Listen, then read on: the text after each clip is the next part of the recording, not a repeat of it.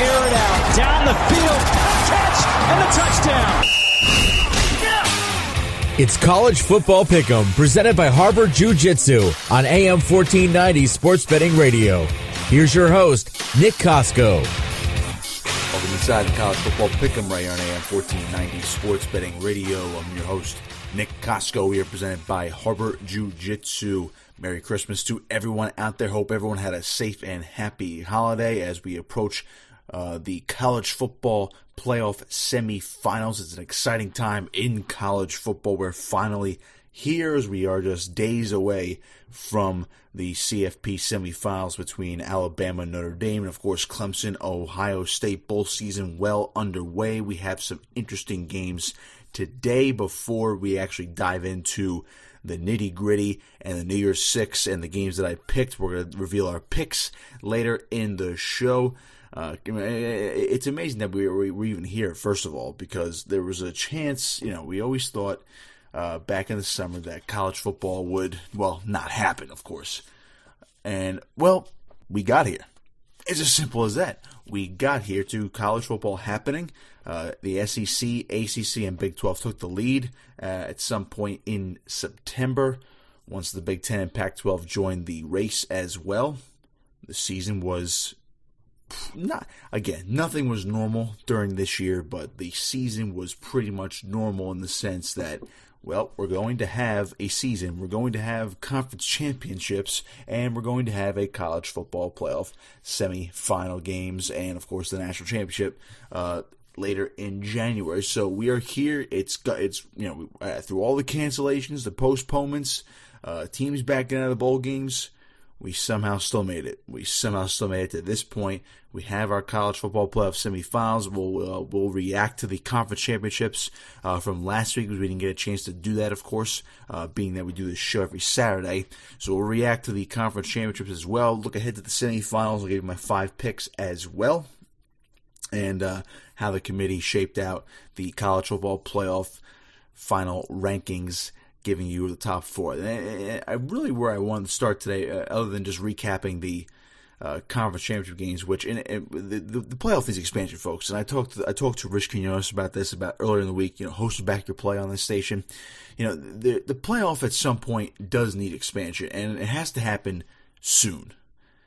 As in next year. I mean, again, it's not going to happen next year. I don't foresee it happening next year. If there was a year to expand the playoff, it was this year, due to the uncertainty of the season, due to truncated schedules, Ohio State playing 6 games, teams like Cincinnati and Coastal Carolina going undefeated and not even getting a fair shake. Cincinnati was 8th, folks, behind a couple 2-loss teams, don't forget, in the final rankings. And the fact that we had to have a debate for the number 4 spot between a team in Notre Dame that just lost and got blown out in their ACC championship game, or you throw in Texas A&M, who beat up Tennessee. I mean, come on. They beat up Tennessee in their final game.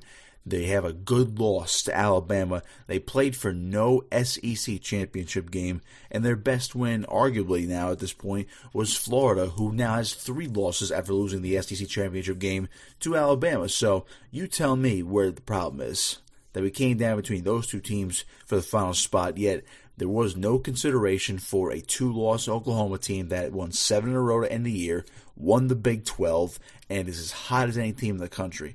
Now, do I think Oklahoma is a better team than Notre Dame or A&M at this point? I don't know. I mean, I really have to think about it. I think they're the hotter team, and wouldn't you want the hotter teams going up against the hottest teams? So maybe there was an argument for them. But again, Cincinnati 9-0, won their conference, dominant all year, number 8, not even a thought about it. And that was pretty much it. Coastal Carolina, same thing. Just because they don't play a Power 5 schedule, even though they beat BYU, who was the independent darling of the year. They were ranked top 15 when Coastal Carolina beat them. 11-0, only 11-0 team aside from Alabama in the entire country in these rankings. Nope, not even close. They were number 12, folks. Number 12. So not even close. So the playoff does need some sort of overhaul in terms of how it's done with the rankings and who gets in. because we know Alabama's going to get in. We know Clemson's going to get in. We know Ohio State is going to get in. Now, with the exception of, last year, because you had LSU have a historic season, Alabama didn't get in, of course, because LSU was 15-0, and they actually beat Bama. Bama had an injury to Tua Tagovailoa. Mac Jones stepped in, and they ended up losing to Auburn anyway, and LSU beat Alabama head-to-head, and they had a season for the ages. But could have Alabama, I was just thinking about this. Alabama finished 8th last year in the final rankings, after it was all said and done, after the postseason. But I'm pretty sure there was a chance for Alabama to actually somehow sneak in. They were 10-2 during Week 15. I'm looking at it right now from last year. They dropped from 5 to 12. Don't forget, Alabama still had a chance to win or to get in. I go back to Week 14. Now, here's Week 14 last year, folks. Now, this is why the committee does need to expand, because even in a year where LSU is the most dominant team in the country, and they're the ones who ended up winning the national championship game, and they beat Alabama head-to-head, Alabama still almost got in. Ohio State was 1, LSU was 2, both 11-0. Clemson was 3, sorry, they were 11-0 as well.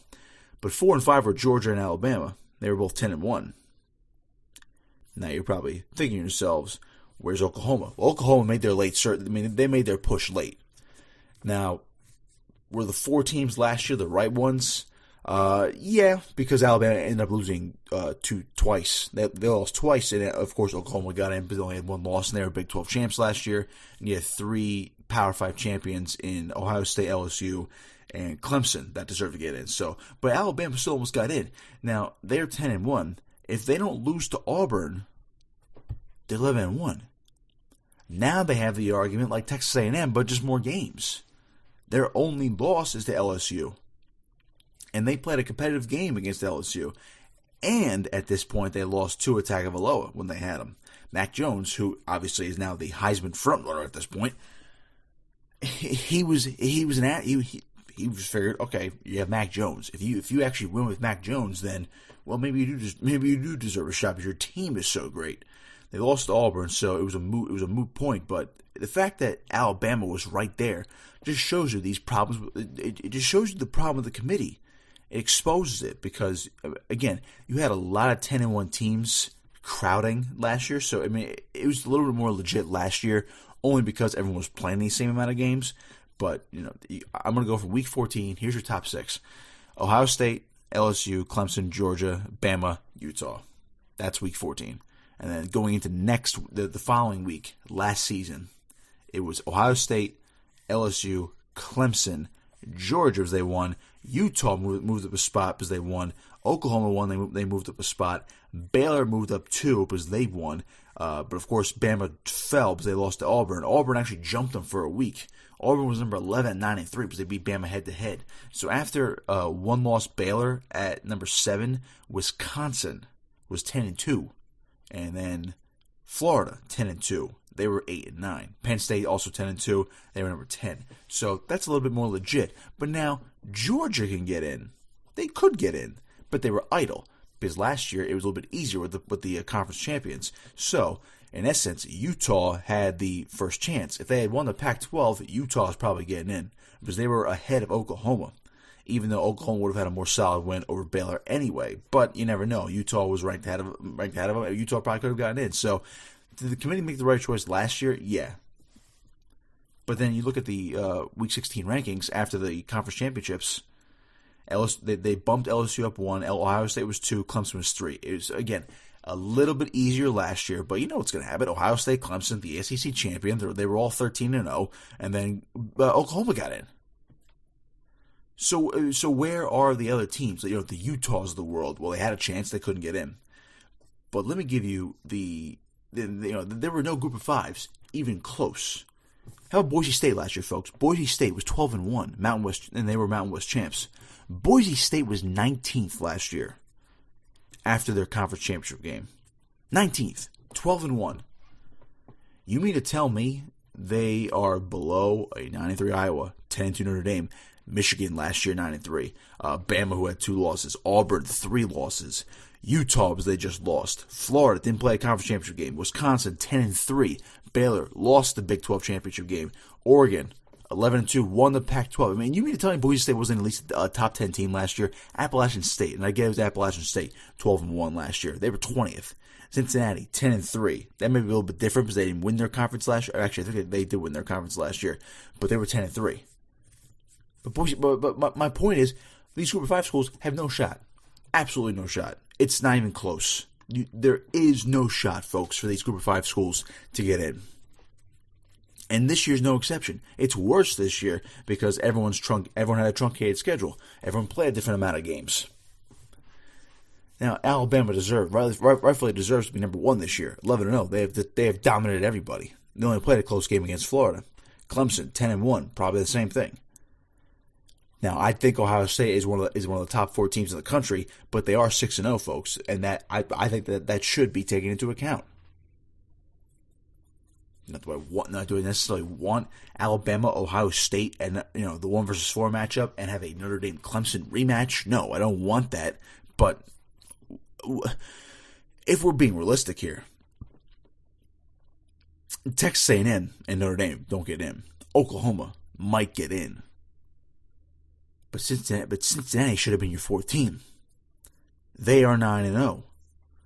Wasn't their fault. They couldn't play the amount of same. It's Ohio State. It's not always their fault necessarily, and they can't fit in their entire 12-game schedule, 10-game schedule, whatever they were scheduled for this year.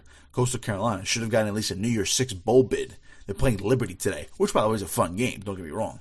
Hugh Freeze and Liberty 9-1 this year, going against Coastal Carolina. I mean, that's a fun bowl game today. But the fact that Cincinnati just had no chance. Now, if they had played 10 games and won and were 10-0, would they have moved up a little bit? Maybe to number 7 over 8-3 Florida. Don't forget, folks, Florida, again, as for much as I like Florida I've liked Florida this year, and they have a Heisman quarterback in Kyle Trask, Heisman candidate at least. They did lose to Texas A&M, good team. They lost to Alabama, great team. They did lose to LSU, and lest we forget that LSU is garbage this year. Not good at all. Below 500. It's a bad loss at home when they were 23-point favorite. You mean to tell me Cincinnati doesn't deserve to at least be above Florida? Maybe even Oklahoma? Oklahoma, folks, lost to Kansas State and Iowa State earlier in the year. They split with Iowa State, but they have a bad loss to Kansas State. Again, Cincinnati has no losses. No losses. How would I expand the playoff? 8 teams. It's simple. Everyone can give you 8 teams, but the simplest way to do it is to go to the top 8. Then the Power 5. All the Power 5 champs get in, unless it's something absolutely egregious. But I think in the end, I would say the Power 5 champions should all get a bid. But that does not automatically mean they are the top 5. Or they are a top 5 seed. You can't do seeds 1 through 5, all Power 5 champions, and then have 3 wild cards. I think you have to seed accordingly. Let's say, for instance, let's say Oklahoma is 8-2, right? Or even an Oregon or a USC is 10-2 in a normal year, or 11-2, or even 10-3. How about let's go with 10-3.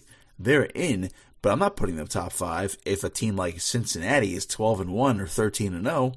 Or if a team like Coastal Carolina, if they even still get into that point, is 13-0.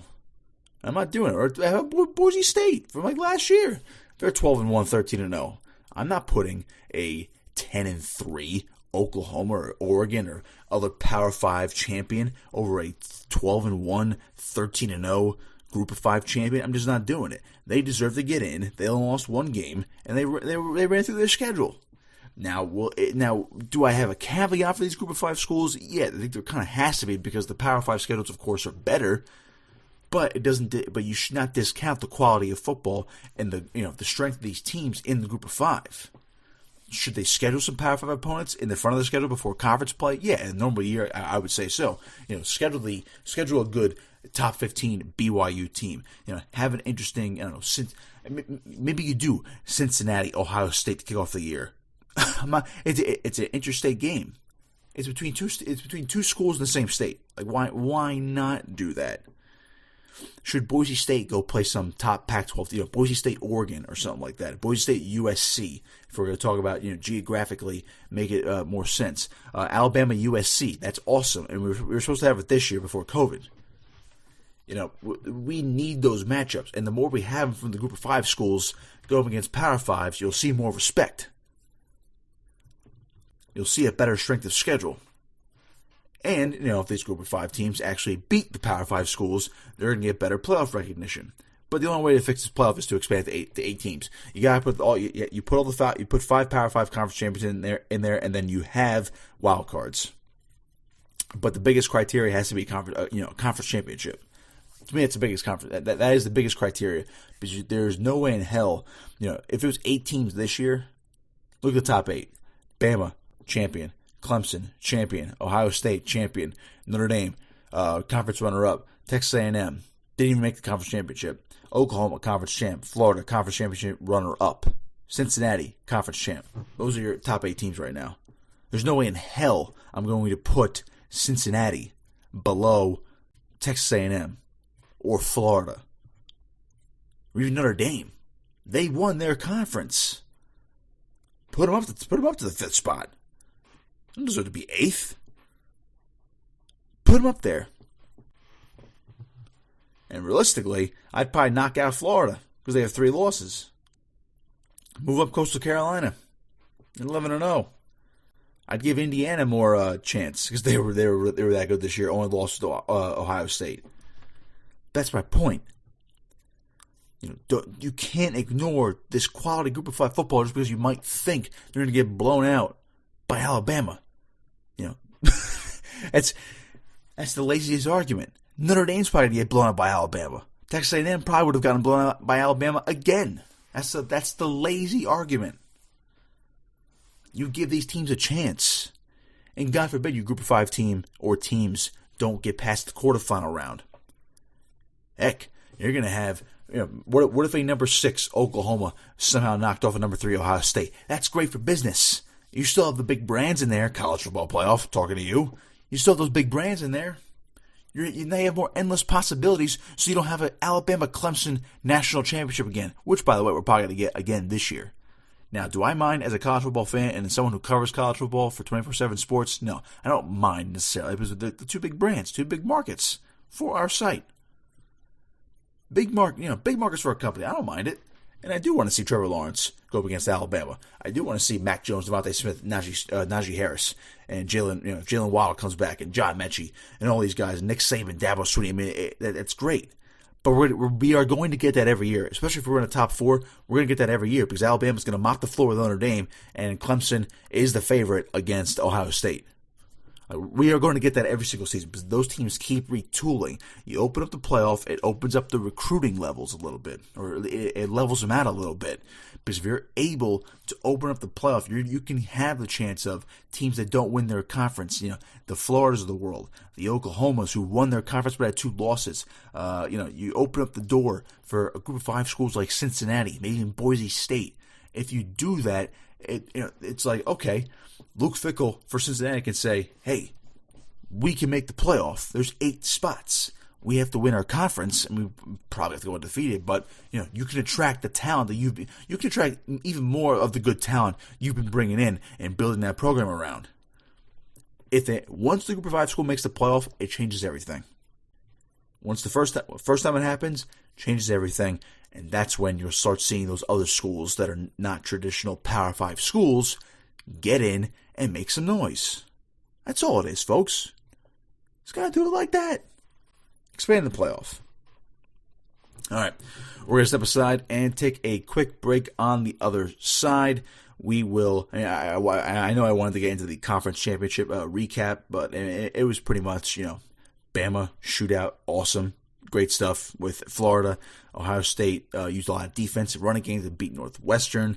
Oregon beat USC in a Pac-12 championship game that made practically nothing. Oklahoma edged out Iowa State. Matt Campbell at Iowa State. That coach he's fired up. Let me tell you, he just loves getting fired up. They have an interesting game against Oregon, of course, in the Fiesta Bowl.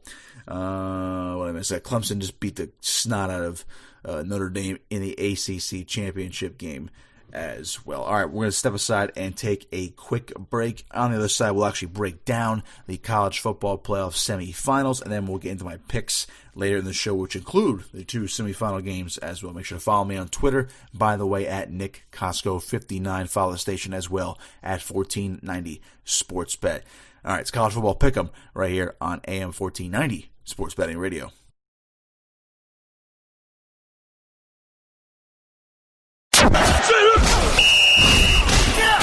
Betting college football? You've come to the right place. It's College Football Pick'em, presented by Harbor Jiu-Jitsu on AM 1490 Sports Betting Radio. Welcome back to College Football Pick'em right here on AM 1490 Sports Betting Radio. We are presented by Harbor Jiu-Jitsu. I'm your host, Nick Kosko. Be sure to check out harborjiujitsu.com. They are located inside the Attilas Gym in Egg Harbor Township, and also follow them on Instagram and give them a like on Facebook. Take advantage of it before we head into the new year.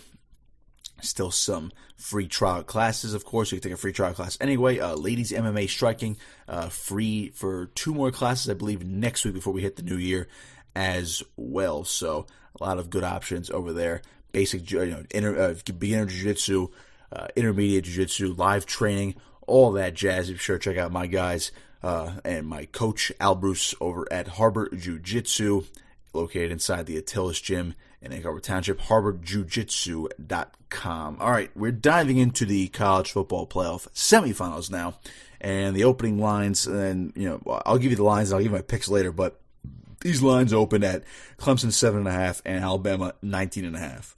I fully expect Alabama to have a bigger margin of spread right there. I believe they're going to be, they're going to remain the favorites, obviously, but that spread's going to get bigger as we move closer to the game. And again, these games are on January 1st, so we're doing this now because then our next show, next week, we are going to recap the games and, of course, look ahead to the national championship game, which I fully expect Alabama to be in there. I have no regard for, I have no regard for Notre Dame right now. That's where I'm at because I don't think they should have gotten in. And I don't think Texas A&M should have gotten in either. And again, I made my point for Cincinnati last segment, but hey, I made the right prediction. Notre Dame was going to get in, but that doesn't mean that I think they should have gotten in after they got blown out. But Alabama was 19.5. It's still 19.5 as of now. I still think it's going to move to 20, if not 20.5, maybe even 21 by the time we hit the game. But if you're going to get Alabama, you want to get it in before they hit 3 touchdowns because, again, Alabama's bound to blow this team out like normal, like anybody else this year, after Notre Dame showing the other week against Clemson in the ACC championship game. So, again, do I expect Alabama to win this game handily? Yes, but you have to. If you're going to take Alabama, you have to get in now with that over. I mean, the over/under, by the way, 65.5. I think that does go over because Bama's going to score at probably in the 40s, and I would expect Notre Dame to score low 20s at least. So I think at 65.5, I think that is going to go over in the end. But if you're going to take Alabama and those points, do it now, again, before it goes to 20, 21, along those lines. Now, if more money goes on Notre Dame, that line goes down, I'm going to say hammer Alabama. Only because, again, I do believe they are going to win this game pretty handily. Now, when you have a talent like Mac Jones and Devontae Smith and Najee Harris and John Mechie, possibly Jalen Waddle coming back, I mean, who do you stop? If Notre Dame couldn't stop, I mean, again, Clemson's great. Trevor Lawrence, Travis Etienne, Amari Rodgers. But if Notre Dame couldn't stop them they couldn't stop them the first time around, don't forget. And then Trevor Lawrence wasn't even playing. Notre Dame just actually was able to score. I believe Alabama's defense is probably a little bit better. Now, were there holes in Alabama's defense in the SEC championship game? Sure. But again, they were playing Florida. Kyle Trask, Kyle Pitts, Tony, guys like that.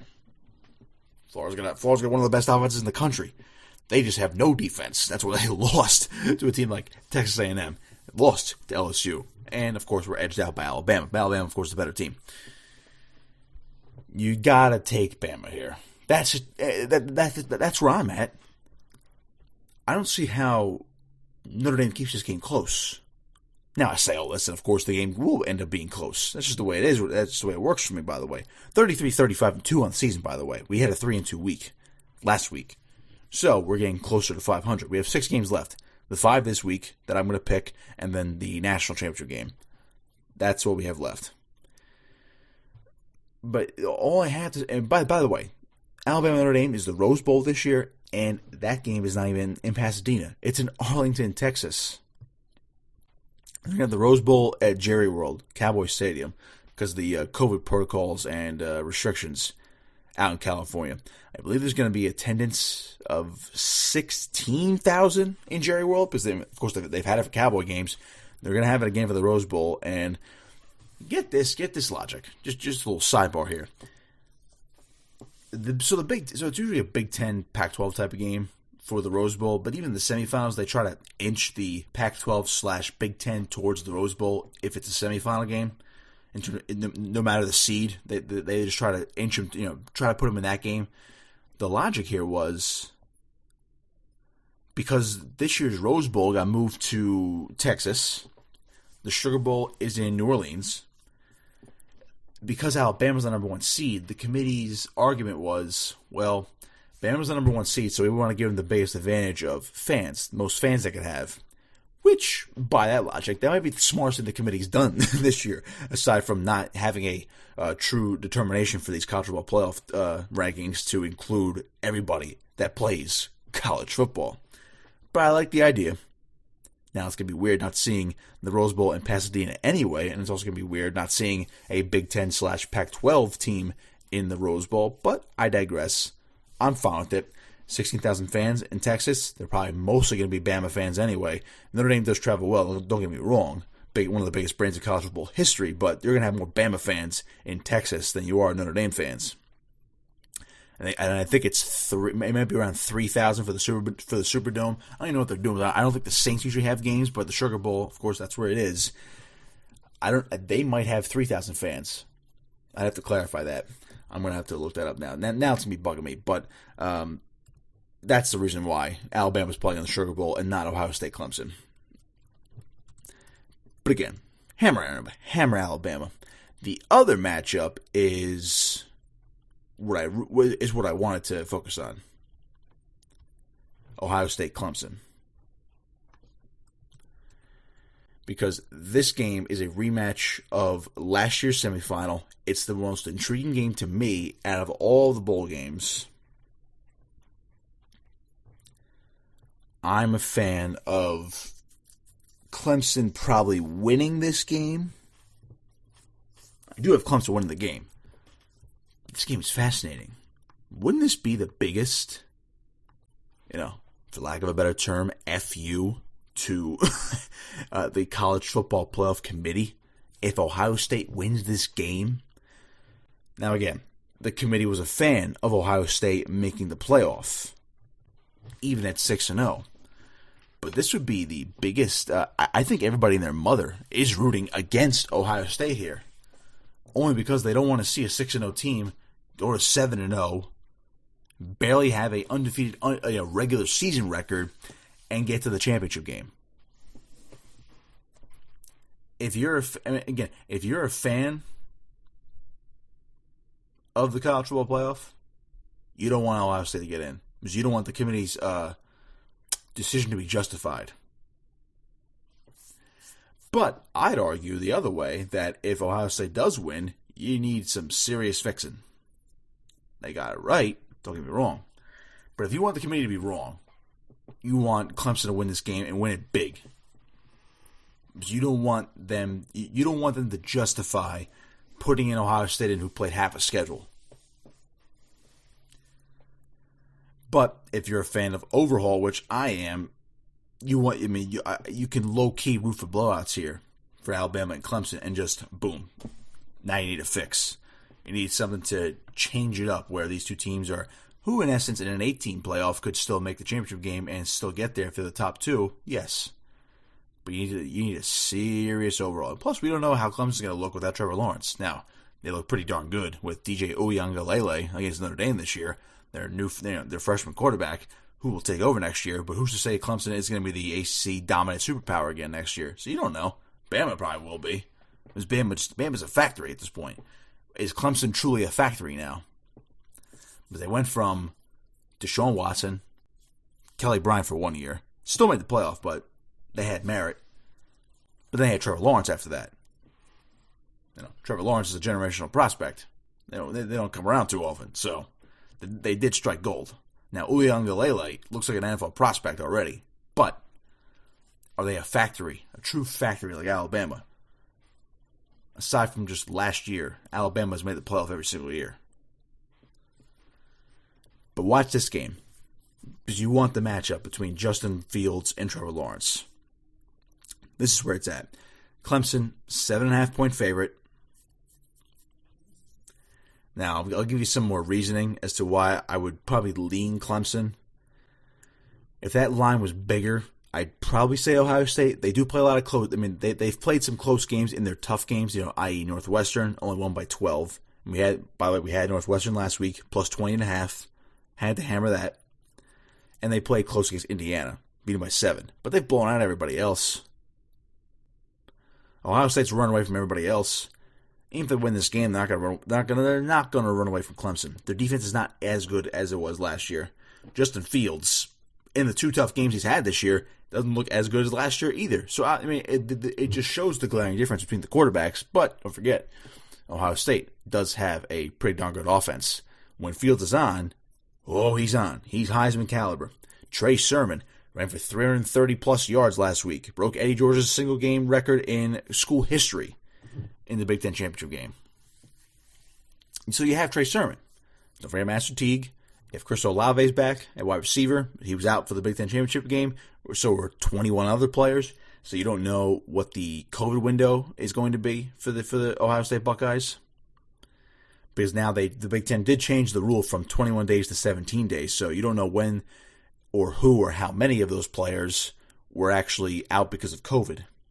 If they're out because of COVID, it depends on when they tested positive, and if they're out the 17 days, they can return for the semifinal game. That'll be huge for Ohio State to get a good amount of those guys back. And I'm telling you, if Olave's back, it only helps the wide receiving core. And it helps Justin Fields. Because Fields is at his best when he has Olave on the field. It's like anything else. It's like, a great quarterback's even better when they have their best playmaker on the field, and that is Olave. If they have him out there, good luck covering him, Clemson. Good luck covering him. But I would still take Clemson. Clemson's not a big enough favorite where I'm going to lean Ohio State yet, so I probably would take Clemson, and I'll of course give you my final pick in the next segment. But this game's fascinating because you're going to have the top two quarterbacks go at each other. It's in the Sugar Bowl, and if you want total chaos, you're going to root for Ohio State, because then it's like, oh my God, a 7-0 team is in the championship game, and we're going to get a Ohio State Alabama rematch from the first college football playoff, where Zeke Elliott ran wild and helped the Buckeyes upset Bama in the first round or in the semifinals 6 years ago. Now that would be wild. But this is my top game.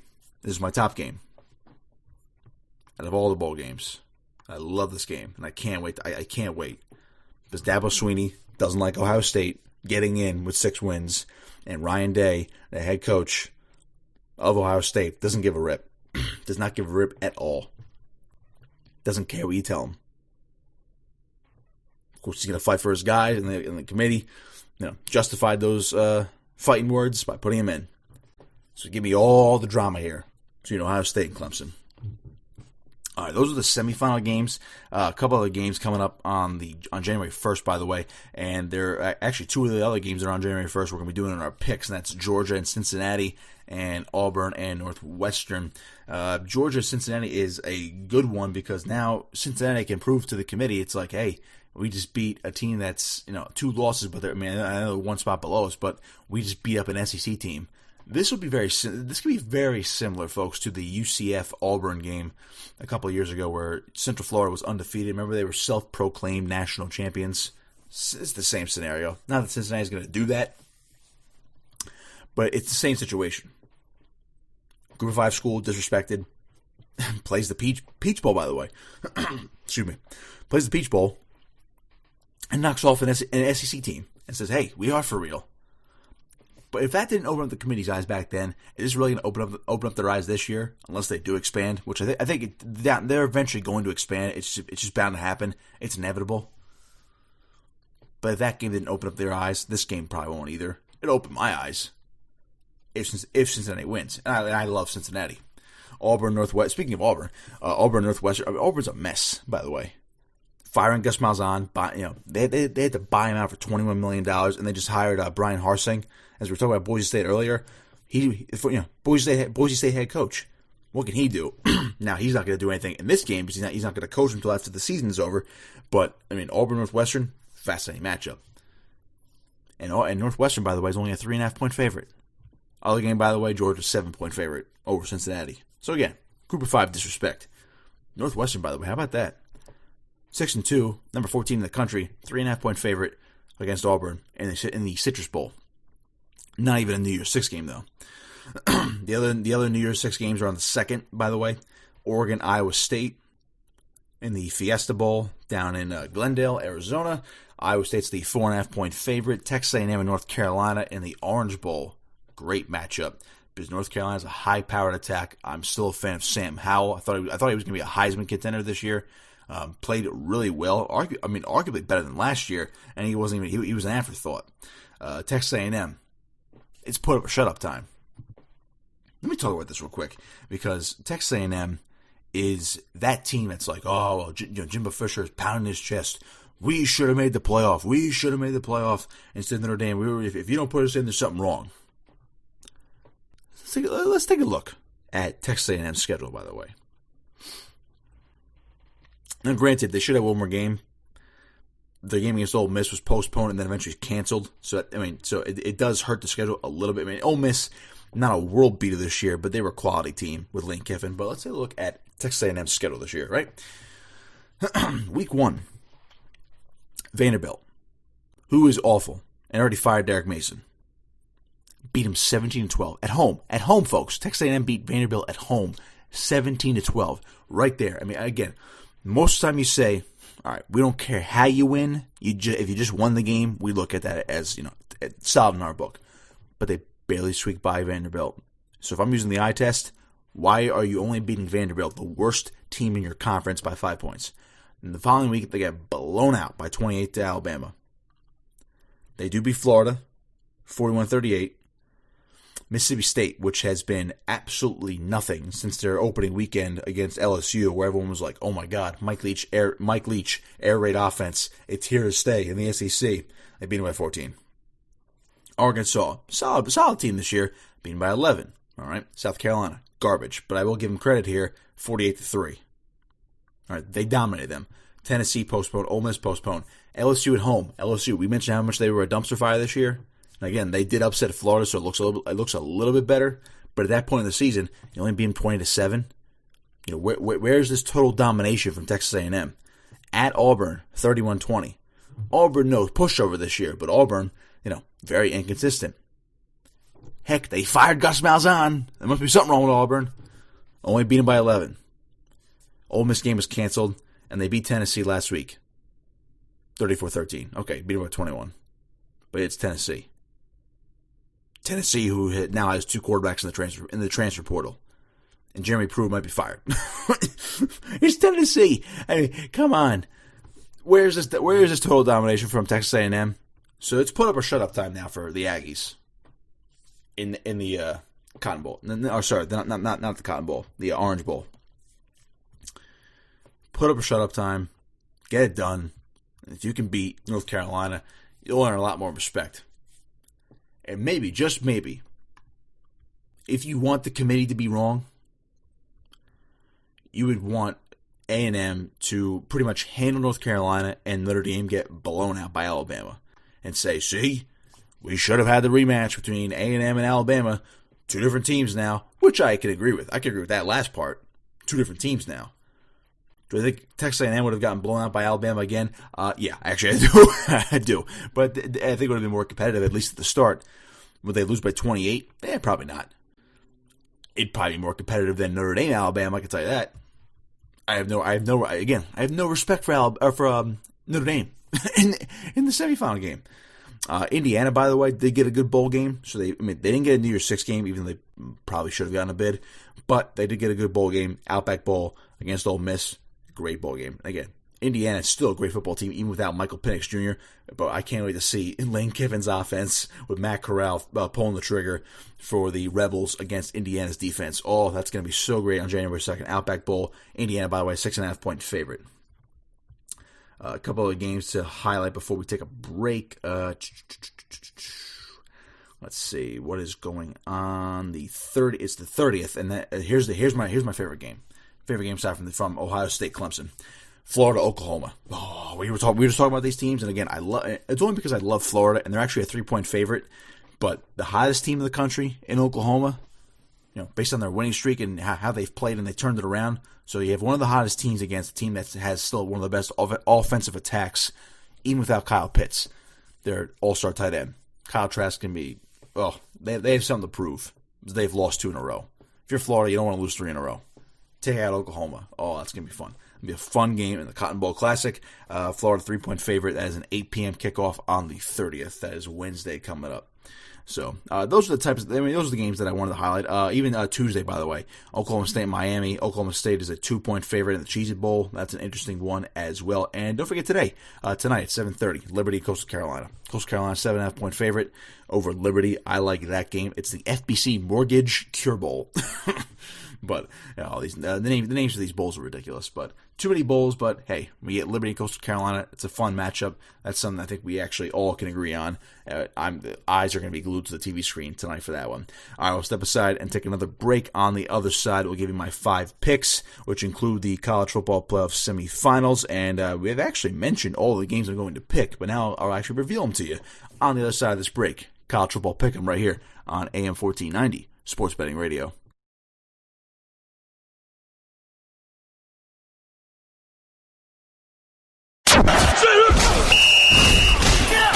Now back to College Football Pick'em with Nick Kosko, presented by Harbor Jiu-Jitsu on AM 1490 Sports Betting Radio.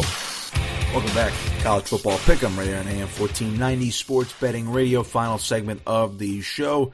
Number 33, 35-2 on my picks this season.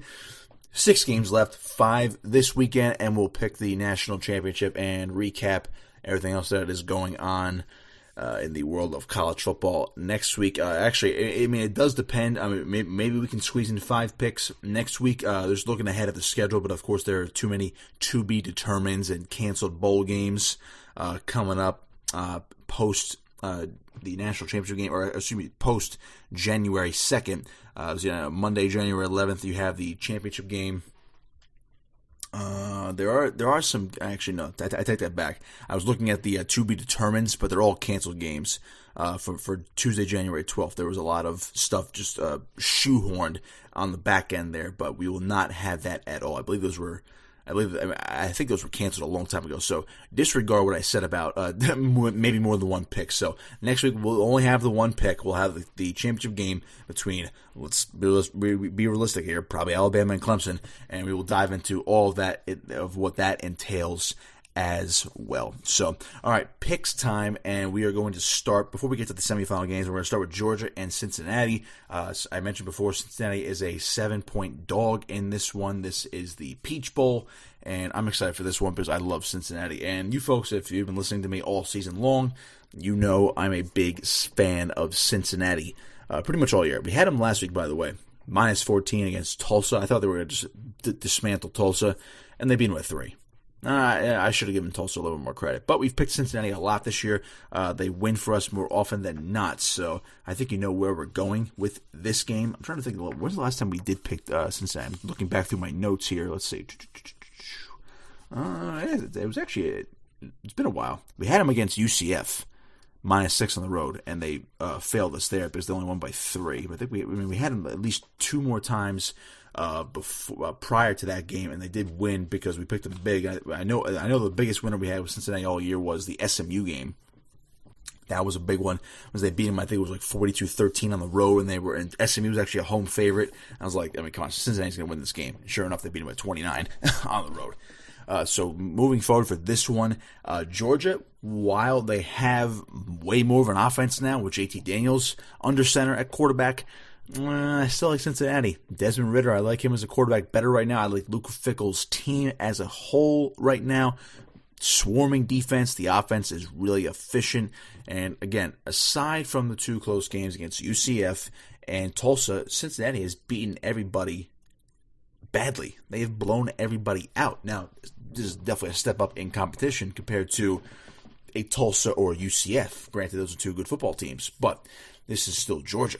This is still Georgia, and again, people forget Georgia's only 2 losses this year. They're 7-2, and they're a top 10 team, but their only 2 losses this year, folks, are to Alabama, granted, and they lost to Florida, who ended up playing for the SEC championship game against Bama. And if it weren't for Bama being historically great, Florida might beat Bama in the SEC championship game based on their offense alone. They just played a lick of defense for, maybe could have won the conference. So Georgia, quality losses. Now, as far as Georgia's wins, well, take a little bit of a step back. Arkansas and Auburn were good wins at the start of the year. Tennessee looked like a good win, but it's really not. Lost to Alabama. They beat Kentucky by only 11. They did lose to Florida. And then they had a postponement against Mizzou. They beat Mississippi State only by a touchdown. JT Daniels saved them in that game. They beat up South Carolina, whatever. And the postponed game against Missouri did actually happen. And I'll give Georgia credit. They blew them out 49-14. And that's when Missouri was a top 25 team at the time. So I'll give them credit for that. But they never played their game against Vanderbilt. But, I mean, it's Vanderbilt, whatever. They would have beaten them anyway. Vanderbilt, again, they were that bad. But so Georgia's not overwhelmingly overlooked, but 7 points is a lot, folks, for the Peach Bowl, and for how good the Cincinnati team is and what I've seen this year. Georgia could very well just end up winning this game, but this game can be really close. And because I think it's going to be really close, I am going to go with Cincinnati. I mean, I do believe Cincinnati is going to win this game outright, but in the event they don't, and this is a field goal game, you still put the money on Cincinnati because they are a +7 touchdown dog in the Peach Bowl. So give me Cincinnati. Give me Desmond Ridder at quarterback for the Bearcats. Give me Luke Fickell's squad, and let Luke Fickell scream from the mountaintops.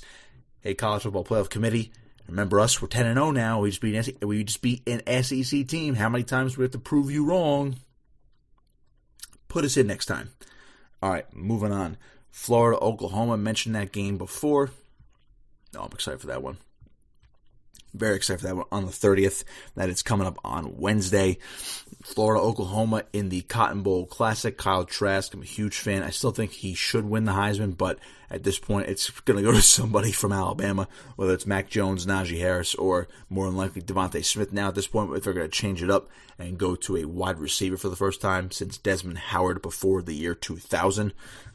So, I think the Heisman will go to somebody from Alabama, but Florida's still very dangerous. We know Kyle Trask, how good he is, over 4,100 yards this year, 43 touchdowns. Oklahoma has a solid quarterback now in Spencer Rattler, who looked a little shaky to start the year, but he has settled in to Lincoln Riley's system, and sure enough, Oklahoma, one of the hottest teams in the country, winners of 7 in a row, edged out Iowa State. Oklahoma has something cooking, and they're definitely going to be a playoff contender next year. They're already my Big 12 favorite for next season, and I think I probably would pick them to go to the college football playoff next year, based on the way they ended this season. Even if they lose this game, I think Oklahoma is definitely in prime position to get to the playoff next year. Marvin Mims, folks, freshman wide receiver. I mean, you're going to have Rattler and Mims after a year of development into next year. Oh, boy. Sooners offense is back, baby. And I'm talking Baker Mayfield, Kyler Murray, and Jalen Hurts great, where Spencer Rattler will be into the Heisman conversation next year. With all that said, I'm going with Florida. Hyped up Oklahoma that much, but that's for next year. It's this year, folks. Kyle Trask going to go off and ride off into the sunset. He'll go to the NFL draft. I'm going to take Florida -3 in the Cotton Bowl Classic. That game is also at AT&T Stadium, home of the Dallas Cowboys and Jerry World. So they're going to be, how about that? They're hosting 2 huge, but, for as much as I hate the Cowboys, a little side note, as much as I hate the Cowboys as an Eagles fan, good for Jerry Jones for getting these 2 primetime games right here. Florida, Oklahoma, the Cotton Bowl, and then all of a sudden he's going to get the he lucked out and got the Rose Bowl. The Rose Bowl this year. Let's see if they put that. It's going to be fascinating to see if they actually put that Rose Bowl logo at midfield in Jerry World. Oh, that's going to look so weird on natural, on turf on an indoor stadium with the Rose Bowl. But yeah, by the way, give me Florida, -3. So far we have Cincinnati +7 and Florida -3. All right, Auburn, Northwestern. I mentioned that game in the last segment as well. I'm going to roll with Northwestern. I like Northwestern. I like their defense. Their defense was fantastic against Ohio State. Now, of course, Trey Sermon ended up running wild, and he was the reason why the Buckeyes edged them out. But if you can contain a quarterback like Justin Fields, which Indiana did to an extent, they forced turnovers, but Ohio State still scored 42 points in that game. But if you're in Northwestern and you can hold Ohio State to 22 points, you would think you're going to win that football game. You just got to score 23. And they couldn't do it, unfortunately. They only scored 10. But Northwestern made that a darn good football game early on until they pulled away in the end. And, of course, again, Trey Sermon ran wild. So, now do I necessarily trust Northwestern's offense? Not necessarily, because Illinois 28-10, they won.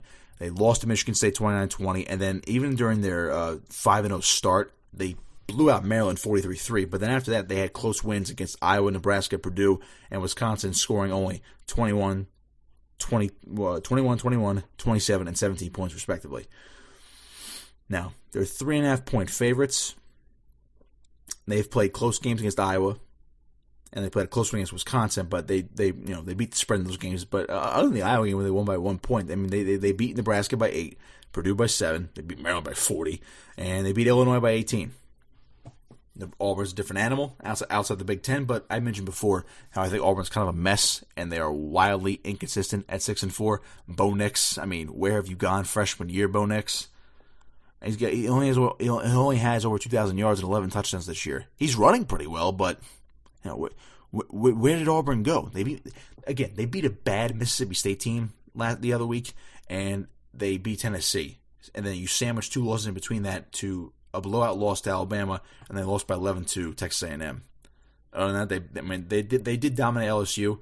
They edged Ole Miss. They lost. Auburn lost to South Carolina, a bad South Carolina team. They only beat Arkansas by 2, lost to Georgia, and they beat Kentucky week 1. So I don't really trust Auburn, to say the least. And again, I was a fan of Bo Nix coming in here because I figured, okay, all-star freshman quarterback, and then this year, guy's got 2,100 yards. He only completes 60% of his passes, 11 touchdowns, 7 picks. He might have a long day. He is a guy, I mean, they have a solid ground game. I mean, he's running well. He's got 7 touchdowns on the ground, over 350 yards, fine. And they have Tank Bigsby, but Northwestern, once they bottle up that run, I mean, is Bo Nix going to force it to Seth Williams the entire time? I don't know. I don't know about that. So give me Northwestern -3.5 in the Citrus Bowl. All right, semifinal games. I gave you pretty much the lowdown of them in the previous segment, but we'll start with Alabama. And again, I think Alabama's going to absolutely mouth the floor with Notre Dame. Take the 19.5 right now before it jumps up to 20-21. I just think Alabama's going to it might be competitive to a quarter, maybe a half. But there's going to come a point where Nick Saban's like, look, we didn't make the playoff last year. We beat up this team in the BCS National Championship game 7 years ago, whatever it was. We can't let Notre Dame make this close. We need to show that we are going to beat the snot out of Clemson the next week as well. Because Clemson beat it by 24, well, Alabama's going to beat them by at least 24, if not more, this week as well. I don't think they're ready for the Alabama defense, which I think on right now is slightly better than Clemson's, but I think Alabama's offense is better anyway. At this point, with they don't have the better quarterback than Clemson, but Alabama's got the better overall offense. So good luck, Notre Dame. You're not going to be able to cover Devontae Smith. I mean, I would imagine Devontae Smith has another Heisman-worthy game to just clinch his Heisman Trophy this year. So give me Alabama -19.5 in the Rose Bowl. All right, Ohio State Clemson, my favorite game of bowl season. Clemson is -7.5. Now I would love to pick Ohio State, but I just can't do it. It's not enough points for me. If it was closer to 10, I would have taken Ohio State, but I think Clemson is going to end up covering this game by 8, 9. Maybe they do end up winning by 10. I would have been more inclined to take Ohio State at that point, but I think Clemson is going to end up winning this game by maybe around 10, so you're going to see a 34-24 type of game, or, there's going to come a point where Clemson might get a late touchdown just to put it away. So I think Clemson is going to end up covering this game. But I would not be shocked if Ohio State wins the football game. But I think at that point, with where the points are right now, Clemson is going to cover this one.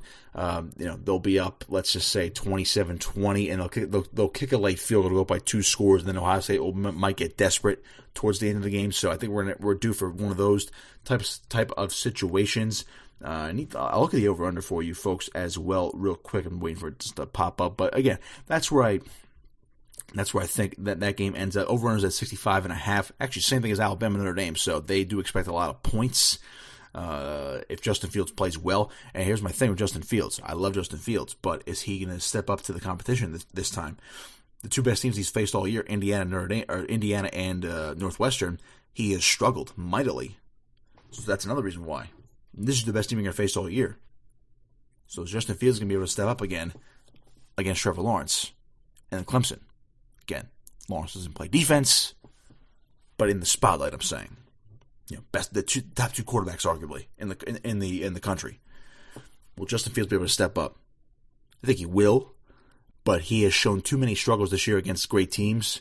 That's why I'm inclined to take Clemson here. So Clemson minus 7.5 in the Sugar Bowl in the College Football Playoff semifinals. All right, quick recap. We have Clemson minus 7.5, Cincinnati plus 7, Florida minus 3, Alabama minus 19.5, and Northwestern minus 3. 33, 35, and 2 on the season. Let's hope we are 5-0 going into the final week, so we are guaranteed to be over 500 going into the national championship game. And we'll be guaranteed to finish over 500 for the year as well, folks. All right, that's going to do it for me. Thanks for listening. Enjoy the games today. Enjoy the semifinals and the New Year's Six Bowls coming up. We will talk to you next week. Hope everybody had a great holiday. Have a happy New Year as well. It's College Football Pick'em right here on AM 1490 Sports Betting Radio.